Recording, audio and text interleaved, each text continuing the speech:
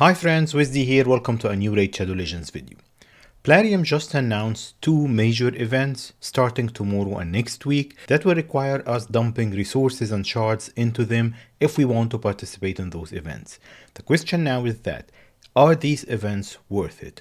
Should we dump our resources there instead of waiting for the guaranteed events they promised for Leo and for Raphael that they will announce and will happen in October in a couple of weeks time? There are two sides of this. If we spend the resources now, we won't have those resources, those valuable resources like shards, when they announce the events. So we won't have them for the events. And from the other side, they haven't announced these events yet, though there was a leak. It's not 100% guaranteed. They might change things a little bit. So we might end up hoarding resources that we will not need for the events and waste a chance at getting a good fusion or getting Leo from the 2x voids. What should you do depends on your level of account. So I'll just quickly go through whether the fusion that will start next Monday, good or not, worth us dumping resources into it, going after the fusion or not, and then we'll discuss the 2x voids and Leo. So this is the fusion, Granite Doorkeep, that will start on Monday. A bit of a funny name. The champ design is good as always, and it's a dwarf HP based, so he's going to be tanky as default. I love HP and defense based champions because while you're progressing, if you're not in game and if you cannot put crazy stats or crazy support next to your champions, HP and defense based champions just support themselves. His kit is really good. I won't read it word by word, but he got a triple hitter A1 with 100% chance of removing buffs. That can include Stone Skin, we'll see when the content creators test him. Also in his A3, he has a single target nuke that's supposedly good. Again, we'll see when they test him. That will ignore Stone Skin. So part of his functionality, if we think arena or PvP, is that he's going to ignore Stone Skin or remove it, which is good. Second thing is that with his A2, if we talk PvE now or content like dungeons, Hydra and all of that, he applies decreased defense and block buffs, two of the most useful debuffs in the game, and puts increased accuracy on the whole team for 2 turns.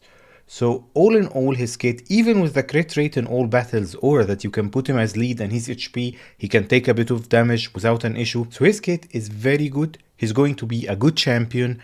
An A tier, probably not an S tier. He's not like Titus or Armand or Fabian, so he's not a must-do fusion, but still he is a very good fusion.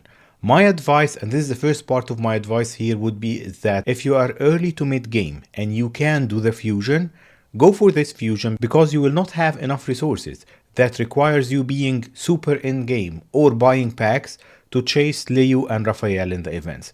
If you're early or mid-game without enough resources but you can go for the fusion, go for it, it's definitely a good one. How would you know if you can do the fusion or not? I will link a video in the description below, my latest video on fusion requirements. So go to check this video to figure out whether you have the needed energy, shards, potions and everything. If you are in-game though, this champion though being very good, you might have a random chance at getting him from a shard in the future, but he won't enhance your roster that much. So it would be of more value to you as an in-game player, especially that we are low in resources from the previous events. Like look at my resources here. I have 32 void shards, 11 sacreds. Primals are definitely for 2x primals. Let me show you something here that I didn't show it on a video. I just opened a shard from Remnants and finally I got my first mythical other than the guaranteed ones.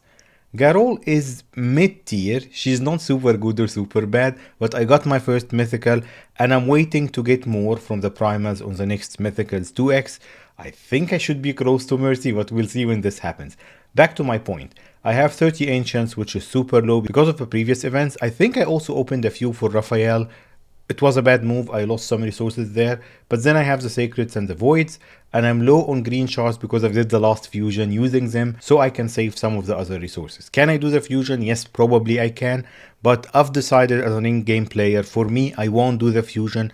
I will just skip it and keep hoarding resources, especially that I'm also low on gems and on energy, trying to chase part of those events that were happening. So I need all the resources I can hoard. I'm also hoarding my soul stones.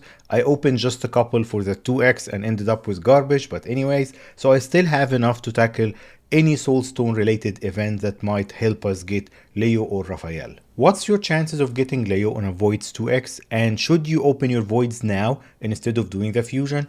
So here is how my advice goes.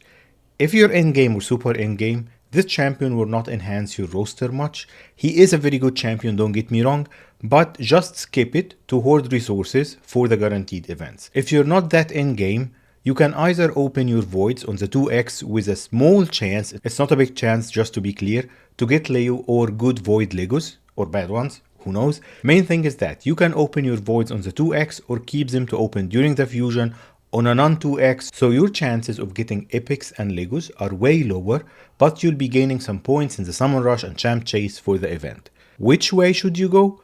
My advice always for early to mid game players is to keep Voids for Voids 2x and Primals for Mythicals, not Legos, for Mythicals 2x, and try to save your shards to do fusions with Ancients and Sacreds. So that's my advice. If you cannot do the fusion without your Voids, just consider how valuable this champion will be for you. He's going to be a very good champion, but if you have, for example, Ugu, who is a non-void epic, filling more or less the same functionality, maybe she won't do as much damage as him, so I'm not saying she's 100% like him, but you're filling the role, more or less. So you can afford to skip the fusion if you have to. Voids are for Voids 2x.